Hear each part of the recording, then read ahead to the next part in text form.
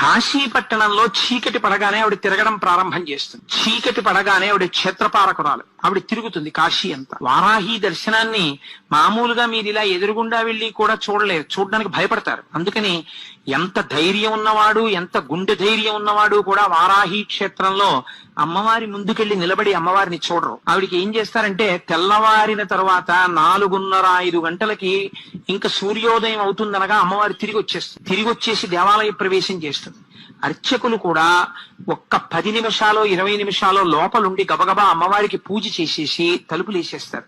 ఆవిడ పగటి పూట పడుకుని నిద్రపోతుంది. కాబట్టి మీరు సూర్యోదయం అయిపోయే లోపల వారాహి దర్శనం చేసేయాలి. వారాహి దేవాలయం పైకి వెడితే స్లాబ్ కి కన్నాలు ఉంటాయి, ఒక 4-5 కన్నాలు. అక్కడ నిలబడి మీరు ఆ కన్నాల్లోంచి చూస్తే వారాహి రూపం కనపడుతుంది. అసలు ఆ కన్నంలోంచి అమ్మవారిని చూస్తేనే అమ్మ బాబోయ్ అని ఒళ్ళు పులకరించాలని నిలబడిపోతారు. అలా ఉంటుంది ఆవిడ తేజస్సు.